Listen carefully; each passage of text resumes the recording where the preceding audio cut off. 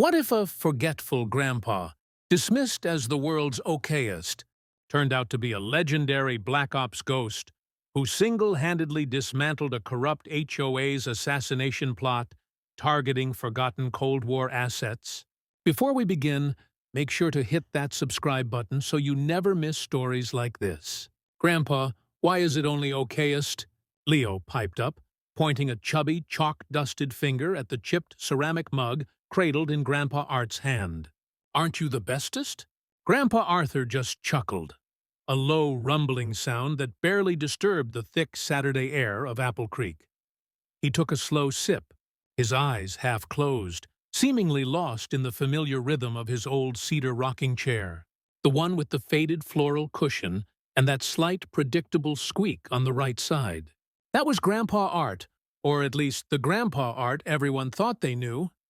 Quiet, harmless, a man whose edges had been worn smooth by time, whose mind, folks whispered kindly, wasn't quite tethered to the present anymore.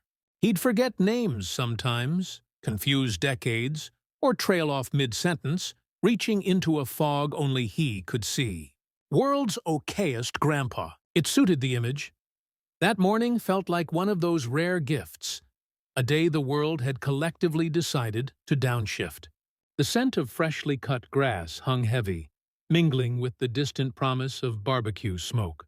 Bees droned lazily around the lavender bush across the road, a purple haze against the white picket fence.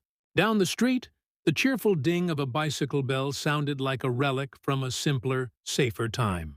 I was wrestling with the overgrown hedges lining our walkway, the shears sticking annoyingly.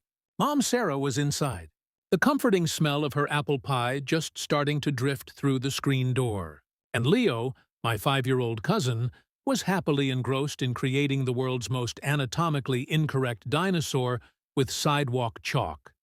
A neon green beast sporting 4 legs, wings, and what looked suspiciously like a handlebar mustache. Grandpa Art watched him with that familiar, sleepy, benevolent smile, occasionally taking a slow, deliberate bite of the half-eaten ginger snap he'd been nursing for 15 minutes. Then came the sound that didn't belong, tires crunching gravel, slow and deliberate. We all turned. Sliding into view at the end of our quiet street was a black SUV. It moved like a shark through still water, sleek, silent, unnervingly clean. No markings, no plates, just polished black metal reflecting the peaceful blue sky like an oil slick. It didn't cruise past. It rolled to a stop directly in front of our house. No signal, no engine noise as it cut off, just a sudden heavy silence that seemed to drop the temperature by a few degrees. 2 men climbed out. The way they moved wasn't casual. It was practiced, synchronized. Both were dressed in Navy tactical gear, complete with reflective vests emblazoned with bold white letters, HOA COMPLIANCEENFORCEMENT. Not police, not sheriff, just that. Their boots hit the pavement with a heavy, measured tread, like they wanted the sound to announce them. One was tall and lean, with eyes that scanned everything without settling. The other was shorter, stockier, built like a refrigerator with a harsh buzz cut. He lingered for a second, his gaze drifting towards Leo's chalk drawings on the walkway. A flicker of something cold and unreadable in his expression before he looked away. "Mommy, are they Army?" Leo asked, his voice suddenly small. "No, baby," Sarah said quickly, appearing at the screen door, wiping her hands on her apron. Her voice was tight. "Go inside now. Play with your blocks." I felt it too. That visceral wrongness you can't quite name, but your gut recognizes instantly. Danger hadn't just arrived. It had parked on our curb. The men ignored Sarah and me completely. Their focus was locked on the old man rocking gently on the porch. The tall one, Thorne, as I'd later learn his name wasn't, squinted, tilting his head as if inspecting livestock. "Is this your grandpa?" He barked at me loud enough for Mr. Davies across the street, who was pretending to weed his petunias, to hear clearly. "Yeah," I managed, confused and instantly defensive. Why? The fridge-shaped one, Flint, let out a snort. Man doesn't even know what planet he's on. HOA regs state anyone unable to manage their own mental faculties becomes a liability to the neighborhood. He smirked. Might want to keep your liabilities inside. I blinked, stunned by the casual cruelty. Did I hear that right? Beside me, I saw Grandpa Art slowly turn his head. His eyes, usually soft and clouded, narrowed slightly, focusing on the two men like they were bothersome insects on his screen door. He didn't speak. Not yet. But something had shifted. The gentle rocking stopped. His hand, which had been loosely holding the mug, tensed almost imperceptibly, the knuckles whitening just a fraction. The fog, just for a heartbeat, seemed to recede. The silence stretched thick and heavy, broken only by the distant hum of a lawn-mower that suddenly felt intrusive. Grandpa Art's eyes, sharp now and unnervingly clear, stayed locked on the two intruders. The okayest Grandpa facade had cracked, and something far older and harder was looking out. Thorn, the tall one, seemed to recover first, mistaking the stillness for submission. He brandished a clipboard like a weapon. All right, Pops, let's cut the folksy act. You're in violation. HOA regulations, Section 17B, unkempt front hedges. He gestured vaguely towards my uneven trimming job. Unauthorized yard decorations, that weird metal eagle thing on your porch. Got to go. And this general state of neglect. He peered at Arthur. We can have a tow team here in 20 if this isn't resolved amicably. Just need a signature acknowledging the violations. Wait a minute. I stepped forward, my voice trembling slightly despite my anger. HOA doesn't operate like this. Where's your identification? A badge? You roll up in tactical gear, threatening seizure. Flint, the stocky one, turned to me with a dismissive smirk, tapping the side of his vest. This is the badge, kid. Now step back. This is official HOA enforcement action. You don't want to interfere. Official, I shot back. Says who? But Flint wasn't listening to me anymore. He took a step closer to Grandpa Art, leaning in conspiratorially, invading his space. He lowered his voice just enough that I couldn't make out the words, but I saw the effect instantly. Grandpa Art's fingers tightened on the armrests of the chair, the knuckles white. He blinked once, slowly, deliberately. And then something behind his eyes didn't just shift. It ignited. A cold, sharp light that hadn't been there seconds before. It wasn't just alertness. It was something lethal. He stood, not like an old man struggling against gravity, but with a fluid, economical motion that stole my breath. The last time I'd seen him move that fast, Leo was still learning to walk. You boys ever serve? His voice was different, stripped bare of the usual gravelly hesitation. It was crisp, clear, carrying an authority that silenced the street. Thorne scoffed, trying to regain control. Yeah, we serve. He chuckled at his own lame joke, nudging Flint. We serve notices. Grandpa Art smiled. Then it wasn't warm. It wasn't friendly. It was the kind of smile that made the primitive part of your brain start calculating escape routes. That was the moment I knew. Those men hadn't just made a mistake. They'd tripped a wire they didn't even know existed. Cute, Flint sneered, clearly unnerved, but pushing forward. Real cute, old man. Look, just sign the damn paper. He reached out then casually like he was dealing with a confused resident, his hand moving to grab Grandpa Art's wrist. That was the trigger. There was no warning, no dramatic pause, just motion. Explosive, precise, mechanical. Arthur twisted his arm in a tight, upward arc, breaking Flint's grip before it even fully formed. In the same fluid movement, he yanked Flint forward, off balance, while simultaneously snapping his own arm down, bringing Flint's captured wrist against the hard edge of the porch railing with sickening force.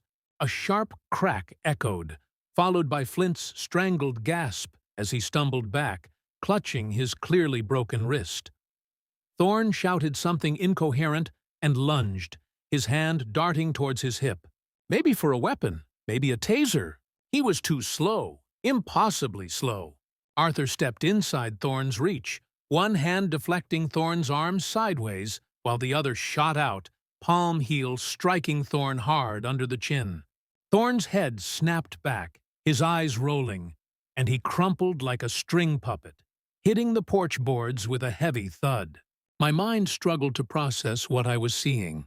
Everything seemed to blur at the edges, the sounds amplifying, the crack of bone, the thud of a body, my own heart pounding like a drum against my ribs. Leo had reappeared behind the screen door, his eyes wide saucers. "Is he fighting the army?" he whispered, his voice trembling. Mom couldn't answer. Her hands were clamped over her mouth, tears streaming down her face. Not from fear, I realized, but from sheer, world-altering disbelief. It was over in less than 5 seconds. The two men lay groaning and still on the porch. Arthur stood over them, not even breathing heavily. He looked down at Flint, then at Thorne. "That's for grabbing me," he said, his voice calm, almost conversational, then quieter, almost to himself, "and for trying to threaten my family." He turned towards me then, and for a fleeting, terrifying second I saw someone else looking out from his eyes. Not Grandpa Art, the forgetful old man who liked ginger snaps. This was someone sharper, colder, honed, a man built for silence and finality. And just like that, the presence faded, leaving my grandfather standing there, looking almost weary. He took a slow breath, his hands unclenching at his sides. The fire banked, but the embers glowed, reminding you it had ever been there. He looked directly at me, his gaze steady now, strangely calm. "Alex," he said, his voice returning to its familiar cadence, though the underlying steel remained. "Call Sheriff Miller. Tell him Echo 6 finally came home." For several long seconds after Grandpa Art spoke, the only sounds were the ragged groans of the men on the porch and the frantic chirping of a bird somewhere nearby, oblivious to the human drama. Echo 6, the name hung in the air, alien and heavy. My hand felt numb as I fumbled for my phone, my thumb somehow finding the right numbers. "Am11. What's your emergency?" The dispatcher's voice was calm, professional, a stark contrast to the chaos unfolding on our porch. Yes. My address is 12 Maple Drive, Apple Creek," I stammered, trying to keep my voice steady.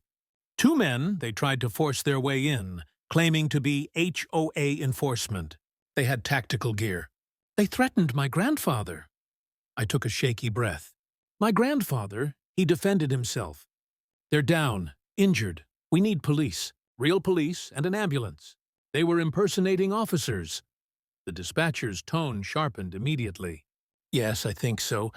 Fake vests, no ID. They attacked my grandfather." It felt surreal saying it out loud. "Okay, stay on the line. Units are en route."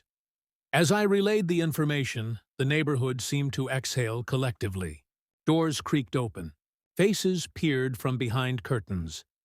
Mr. Davis, the Korean War vet from across the street, stepped fully onto his lawn, leaning heavily on his cane. He stared at Grandpa Art, then at the two men sprawled on our porch. Then, unbelievably, he started to clap, a slow, deliberate applause that was quickly joined by a few others who had ventured out, their cell phones already held high, recording. It wasn't celebratory. It felt like a release, an acknowledgement of something long simmering beneath the surface of our quiet town. Grandpa Art ignored the onlookers. He crouched beside Flint, then Thorne with a practiced, almost surgical efficiency. He patted down their vests, checked their belts. "Civilians," he muttered, tossing a small transmitter aside. From Flint's belt, he retrieved the laminated card Flint had flashed earlier. He turned it over. "Printed at a gas station." He scoffed quietly. He found 2 knives, a taser, and then tucked into a hidden pouch on Thorne's vest, a small flat GPS tracker. He examined it closely. Basic military tech, late 2000s, modified casing. His eyes met mine, colder now. "These guys aren't just grifters, Alex. Someone equipped them." Sirens wailed in the distance, growing rapidly closer. Two cruisers and a black county SUV screamed onto our street, lights flashing, tires squealing slightly as they stopped. Sheriff Miller stepped out first, tall, gray-mustached, with the weary competence of a man who'd seen too much. He took in the scene, the downed men, the gathering neighbors, Grandpa Art standing calmly amidst it all, his eyes narrowing. "What in God's name happened here, Arthur?" Miller's voice was rough gravel. "We had visitors, Sheriff," Grandpa Art replied evenly. "These the HOA boys causing trouble." Miller gestured towards the men being cautiously approached by his deputies. "No, sir," Grandpa Art said. "There's something else, something dirtier." As the deputies began cuffing and searching Thorne and Flint, finding no official identification, confirming the fake gear, Grandpa Art held up a small folded piece of laminated paper he'd pulled from Flint's sock during his search. They had this. Miller took the paper, unfolding it carefully. His face went pale as he read the 3 names typed on it. He looked up sharply at Grandpa Art. Arthur Harding, Howard Vance, Margaret Chen. Grandpa Art nodded grimly. Targets all elderly, all with certain specialized backgrounds, all considered forgotten. "What the hell is this?" Miller whispered, the color draining further from his face. "It's a cleanup job, Sheriff," Grandpa Art stated flatly. "Or maybe retrieval. Someone wants to tie off loose ends from the past. Make it look like random crime, fraud, senility."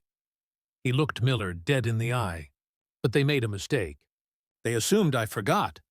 Miller immediately dispatched deputies to check on Howard Vance, a retired Navy cryptologist 2 streets over, and Margaret Chen, a widow who'd worked as a translator for the Defense Intelligence Agency. The reports came back quickly, chillingly confirming Grandpa Art's assessment. Vance's house was locked. Car in the driveway, mail piling up. Neighbors hadn't seen him in 2 days. Margaret Chen's house was worse. Unlocked, no sign of struggle, but no Margaret. On her kitchen counter, an envelope addressed simply, "My" contained a single typed phrase, "Do not resist. You will be taken to safety." "That's not a warning," Grandpa Art said quietly when Miller read it aloud. "That's a euphemism. They're disappearing the past, one person at a time." By nightfall, the story wasn't just local news. It was exploding online. The videos shot by neighbors, shaky, adrenaline-fueled clips of Grandpa Art's swift, brutal takedown, were everywhere. YouTube, Reddit, Twitter, millions of views. Echo 6 remembered. Old Man strikes back. Andrew fake HOA justice. News channels picked it up. CNN, Fox, even international outlets. Suddenly, my quiet, forgetful grandfather was a viral sensation, hailed as a hero, a vigilante, a symbol of forgotten strength. Veterans saluted him online. Pundits debated his actions. Memes were born.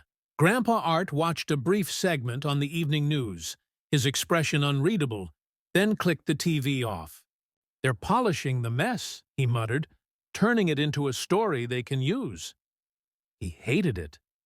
Hated the cameras that camped outside our house for days, the reporters shouting questions, the drones that occasionally buzzed overhead. The attention brought more than just unwanted fame. It brought risk. On the 4th night, I woke to a noise downstairs. Peeking through the banister, I saw Grandpa Art standing stock still by the living room window, staring out into the darkness. He didn't turn on a light. Later, reviewing the security camera footage, we saw it. A dark sedan parked down the street, headlights off. A figure got out, stood watching our house for 18 seconds, then got back in and drove silently away. The next morning, Grandpa Art went into the garage. I followed, curious. He opened a long, dust-covered wooden crate I'd never seen unsealed before. Inside, nestled in foam, were the components of an M14 rifle, an old worn leather holster, and a thin folder marked "Eyes Only." He began assembling the rifle with quiet, practiced movements. "They're trying to scare me back into the ground," he said without looking up, his voice low. Are you scared? I asked my own fear, a cold knot in my stomach. He paused, then met my eyes. The steel was back, unwavering. No, Alex, he said softly. I'm ready. The M14 rifle, cleaned and reassembled, leaned against the workbench in the garage, a silent testament to the shift that had occurred. Grandpa Art was no longer just reacting. He was moving pieces on a board only he could fully see. The fear I felt hadn't lessened, but it was now mingled with a strange, awe-struck curiosity. Who was this man who had raised my mother, who had patiently taught me how to tie my shoes, who now moved with the quiet deadliness of a coiled snake? He spent hours in his small study, a room I'd always associated with the smell of old books and peppermint candies. Now it felt different, charged with a new energy. I saw him bent over maps I didn't recognize, making notes in a small, worn ledger, using some kind of code. He made calls on burner phones, his voice low and clipped, using phrases that sounded like nonsense but clearly held deep meaning for someone. Echo to Ember confirm Frost line. I heard him murmur once into a crackling receiver. Status query on Nightingale? Acknowledge. He'd listen intently, his face impassive, then make another note before ending the call abruptly. Not all calls seemed to go smoothly. One afternoon, I heard his voice tighten. Repeat your authentication, Silas. Negative. That's not the correct protocol. A long pause. Stand by. He hung up. A thoughtful, almost suspicious frown creasing his brow. He didn't elaborate when I asked, just waved a dismissive hand. Old contacts, Alex dusting off the cobwebs. Some are rustier than others. But I saw the caution in his eyes. He was navigating a minefield of past allegiances, unsure who might have turned or been compromised over the silent decades. Then came the official yet utterly unofficial response. No flashing lights this time. Just a nondescript sedan pulling up one morning and a man in a plain gray suit walking to our door. No badge, no introduction, just a plain manila envelope handed wordlessly to Arthur. Inside, beneath a broken wax seal, was a single sheet of heavy bond paper. It read, Directive expired. Access restored. Contact authorized. Tucked alongside it was a sleek, hardened satellite phone. Arthur examined the phone, turning it over in his hands. They acknowledge I'm still alive, he said dryly, more to himself than to me. That's not the same as welcoming me back to the fold. Later that day, he made one call on the sat phone. I watched from the doorway as he stood by the window, staring out at the now familiar quiet street. He pressed a single button. Harding, he said simply when the call connected. A pause, listening. Echo 6 online. Another pause. His jaw tightening almost imperceptibly. Affirmative. A longer pause. You failed. His voice dropped, becoming dangerously soft. Stand down, or we escalate. He ended the call without waiting for a reply. The silence afterwards deafening. In the days that followed, I noticed the moments when the present seemed to slip away from him. He'd be sitting on the porch, ostensibly watching Leo play, but his eyes would glaze over, unfocused, staring at something far beyond our picket fence. Once, during a sudden downpour, I saw him flinch, his hand instinctively going to his side as if reaching for a weapon, his gaze darting towards the tree line. I imagined fragmented images flashing behind his eyes, rain-soaked jungles where danger dripped from every leaf, the cold gray concrete of a Berlin checkpoint, the blinding sun and sand of Kandahar that Flint had so cruelly invoked. These weren't just memories. They felt like scars, ghosts of choices made in shadows. The very choices, perhaps, that Director Croft now wanted buried for good. The weight of his past pressed down on our whole house. Mom Sarah struggled visibly. She'd watch him across the dinner table, her expression a mixture of awe, fear, and a deep, lingering hurt. All those years, Dad, she said quietly one evening, the reporters finally gone, the unnatural quiet settling back in. All those years, I thought. I don't know what I thought. That you were just drifting away. She shook her head. Turns out you were just hiding in plain sight. Arthur didn't answer directly, but the next morning, Mom found an old faded photograph tucked under her coffee mug. It was Arthur, much younger, dressed in fatigues, standing in a harsh desert landscape. In his hand, he held a small, worn photo of her as a little girl. On the back in his familiar script were 3 words, "Never forgot why." They didn't talk about it, but I saw something soften in Mom's eyes after that. Leo, oblivious, continued his hero worship. Grandpa fought ninjas in the jungle, he declared proudly to his friends. Arthur just chuckled, ruffling his hair. Tell your friends we never talk about the jungle, buddy. He still kept his secrets close, but sometimes late at night when the house was quiet, he'd share fragments with me. Not mission details, never names or places, but the nature of it. "We were ghosts, Alex," he said once, cleaning the M14 with meticulous care. Task Group Echo wasn't on any official roster. We were deniable assets sent where the lines were blurred, where official hands needed to stay clean. Our uniform was silence. Our medal was survival. He paused, his eyes distant. Problem is, some ghosts don't stay buried. He was gathering his resources, reconnecting with shadows, preparing. The past wasn't just haunting him. It was rising to meet the present. The waiting game, the quiet preparation, shattered. 3 nights later, a series of encrypted text messages flickered onto the screen of the satellite phone Grandpa Art kept charged and ready. I saw him read them, his face utterly still, but his eyes sharpening with an intensity that made my breath catch. He didn't show me the messages then, but later, piece by piece, I'd understand. It was Marcus, one of the few ghosts he'd contacted who had passed his silent tests of loyalty. The intel was solid. Howard Vance and Margaret Chen were being held together, sedated at an abandoned fish processing plant down by the old waterfront, and they were scheduled to be relocated permanently within 12 hours. Director Croft wasn't taking any more chances. There was no debate, no hesitation in Arthur's demeanor. This was it. He made one brief coded call, likely to Marcus, confirming the intel and perhaps synchronizing watches across miles of darkness. Then he turned to us. "Sarah, Alex," he said, his voice low but carrying absolute authority. "I have to go out. Could be a few hours." He met Mom's worried gaze. "Lock everything. Stay away from the windows. If I'm not back by sunrise—" He didn't finish the sentence, but we understood. He meant call Sheriff Miller. Set whatever contingency plan they'd discussed into motion. He moved quickly then. Dark practical clothing.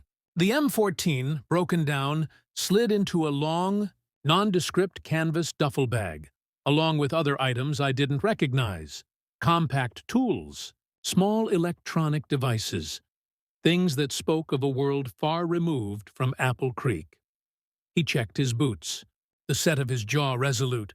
He paused at the door, looked back at us, a flicker of the grandfather I knew in his eyes. Then it was gone, replaced by the focused steel of Echo 6, and then he slipped out into the pre-dawn chill. He never described the night's events in detail. Not really. It wasn't his way. But over time, through fragmented comments, through the way he'd sometimes pause when recounting less critical parts, I pieced together a version of it, painted in the stark, efficient strokes of his actions. He bypassed the perimeter fence of the processing plant easily, moving through the shadows like he was part of them. Marcus, likely coordinating from a distance, must have handled electronic surveillance or communications because Arthur encountered no alarms. He moved through the echoing cavernous main floor, the air thick with the ghost smell of fish and decay, his senses on high alert. He found them in a small refrigerated office near the loading docks. Vance and Chen were slumped in chairs, clearly drugged, watched over by a single operative, someone Arthur later described dryly as overconfident and underprepared. There was no prolonged fight. Arthur used the element of surprise, the close confines of the room, and brutal efficiency. A silenced takedown, quick, precise, final. The operative likely never knew what hit him. Getting Vance and Chen out was the harder part. They were groggy, disoriented, needing support. He administered something from a small kit, likely a counteragent for whatever sedative they'd been given.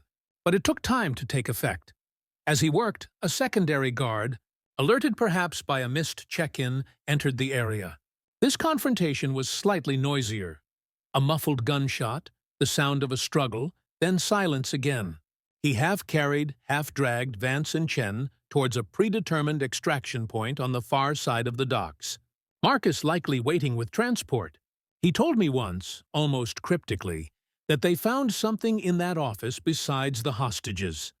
A laptop still logged into a secure network. Before disabling it, he saw enough communications confirming the kill order, references to other legacy assets, and, chillingly, Director Croft's digital signature on the authorization. The proof Miller would need. He got them out just as the distant wail of sirens began. An anonymous tip, perhaps, called in by Marcus once they were clear. Arthur didn't linger. He saw Vance and Chen safely away, then melted back into the pre-dawn darkness, making his way home on foot through side streets and alleys. He slipped back into the house just as the first hint of gray light touched the horizon. He was tired, etched with a weariness that went bone deep, but he was composed. There was a fresh scratch on his cheekbone, and the faint metallic smell of something I didn't want to identify clinging to his jacket. He simply nodded at Mom and me, went into the kitchen, and started making coffee, as if he'd just stepped out for the morning paper. The end game, for now, was over. The immediate terrifying danger seemed to recede after that night. News regarding Howard Vance and Margaret Chen was carefully managed. They were officially found after a private security mishap, recovering in undisclosed locations. The information gleaned from the laptop Arthur retrieved must have worked its way through channels Sheriff Miller trusted. Because while Director Croft's name never hit the headlines, whispers circulated about a major defense contractor abruptly losing its security clearances, its leadership quietly replaced. Justice, it turned out, sometimes wore civilian clothes and operated in the quiet hum of bureaucracy rather than the glare of flashing lights. Life in Apple Creek settled, but it wasn't the same.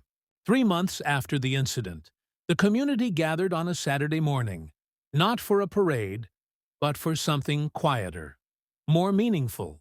In front of our house, where the chaos began, a new garden bed was dedicated. In its center stood a simple brushed steel plaque. For those who remember, Arthur Harding, Echo 6, he forgot nothing. Neighbors, veterans, friends, they came one by one, laying small, smooth stones at its base, silent tributes to the burdens carried in silence. I watched Grandpa Art stand at the edge, hat over his heart, tears tracing silent paths down his weathered cheeks. He didn't retreat back into the fog of forgetfulness. Instead, something new emerged. He started spending time at the local Veterans Center, just talking with younger men and women fresh out of service. He patiently answered Leo's endless questions, sometimes even bringing out an old box filled with faded photos and coded notes, explaining fragments of the past under the guise of history lessons. "Time to unforget," he'd murmured once, sorting through the papers. He still sat on the porch, but his gaze wasn't vacant anymore. It was watchful. The world saw him as the hero grandpa who went viral, the man who remembered. But I saw the complex truth. He was still Grandpa Art, the man who loved bad coffee and my mom's apple pie.